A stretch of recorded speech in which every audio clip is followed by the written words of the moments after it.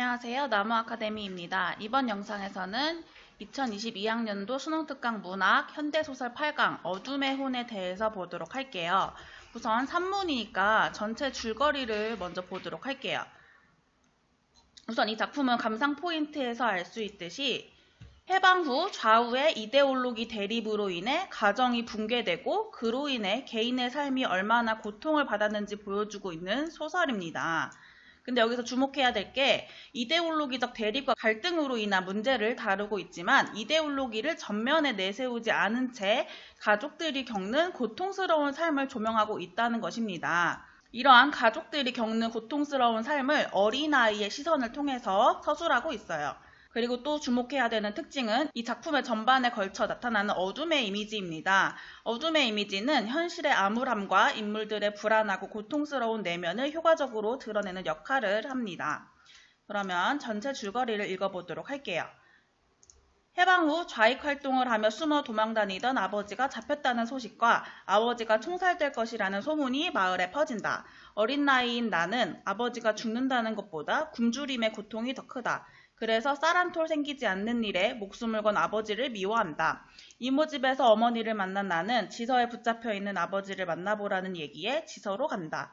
지서를 나오던 이모부가 나를 뒤뜰로 데려가 아버지의 시체를 보여준다.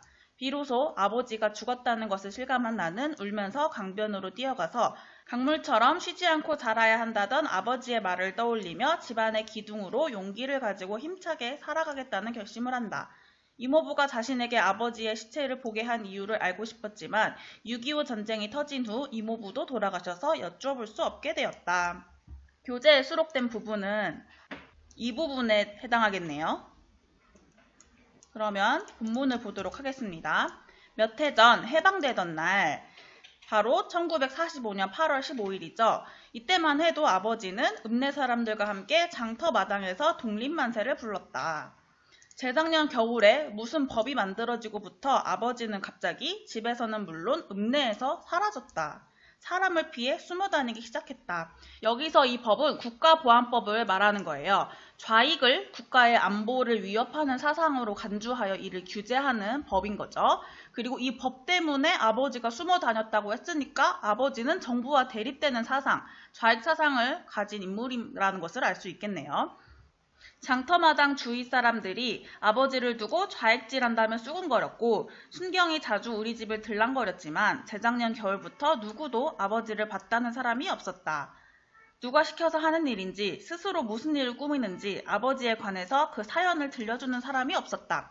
쌀 한 톨 생기지 않는 일에 목숨을 걸고 숨어 다니는 아버지의 요술을 두고 사람들은 쉬쉬하며 귀옛말을 했다. 어린 아이인 나는 아버지가 하는 일이 쌀 한 톨도 생기지 않는 일이라고 생각을 하고 있는 거죠. 이렇게 어린 아이니까 좌익이 뭔지도 모르고 아버지가 무슨 일을 하는지도 모르는 상황이에요.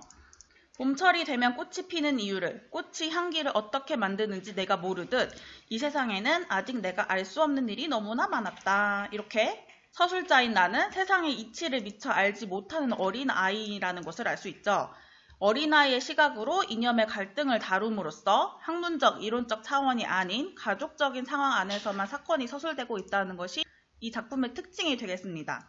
어린아이인 나를 서술자로 설정함으로써 얻는 효과를 묻는 문제가 출제될 가능성이 높겠죠. 그 다음 초등학교 2학년 때였다라고 과거를 회상하고 있어요. 나는 아버지와 들로 산책을 나간 적이 있었다. 아버지는 풀잎에서 뛰어오르는 청개구리 한 마리를 잡더니 손바닥에 올려놓았다. 아버지가 말했다. 요 꼬마 놈은 날마다 높이 뛰기 연습을 한단 말이야. 첫날은 반뼘 정도 뛰지만 이튿날은 조금 더 높이 뛰거든. 한 달쯤 뛰면 한 뼘쯤 뛰고 두 달쯤 뛰면 두 뼘을 뛰고 그 다음 달은 이게 아버지가 한 발화죠. 발화를 인용부호 없이 인용하고 있어요. 그리고 이제 아들 서술자인 나가 말해요.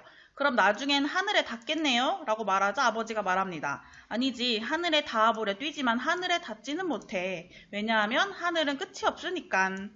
그러자 나가 말해요. 그럼 청개구리는 죽을 때까지 뛰겠네요?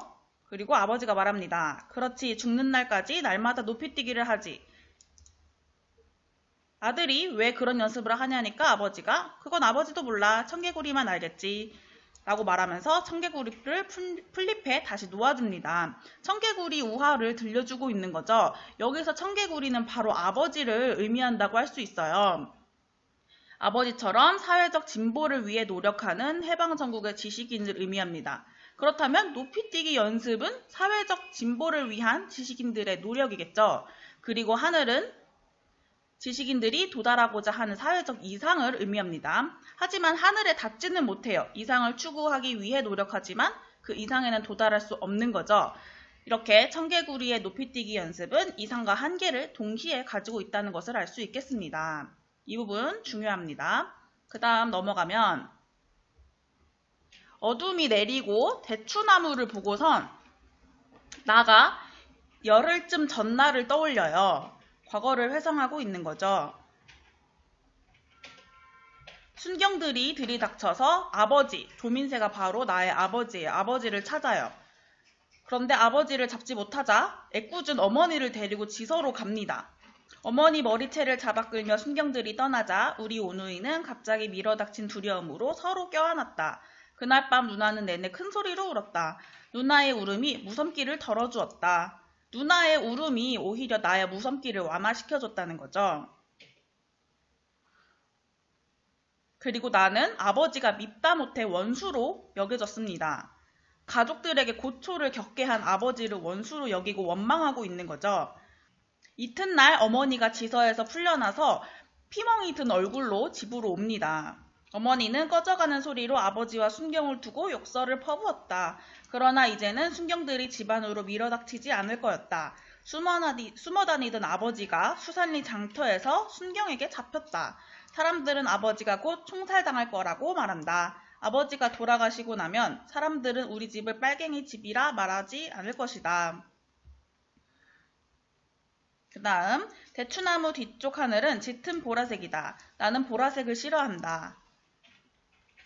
보라색은 어쩐지 아버지가 바깥에서 숨어다니며 하는 그 일과 어머니의 피 멍든 모습을 떠올려준다.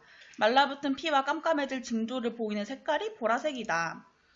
나에게 보라색은 불길하고 부정적인 정서를 환기해주는 색이죠. 나가 기억하고 싶지 않은 일을 떠올리게 하기 때문에 암울하고 불길한 분위기를 환기하는 부정적인 색깔로 그려집니다. 옅은 보라에서 짙은 보라로 세상의 모든 형체를 어둠으로 지우다 끝내 아무것도 볼 수 없는 밤이 온다는 게 두렵다. 이 세상에 밤이 있음이 참으로 무섭다. 밤이 없는 곳이 있다면 나는 늘 그 땅에 살고 싶다. 나는 환한 밝음 아래 놀다 그 밝은 세상에서 잠자고 싶다. 아버지는 어둠 속에서 총살당할 것이다. 작년에 지소로 잡혀간 젊은이들도 밤에 총살다녔다. 여기서 어둠과 밤이 계속 나오죠.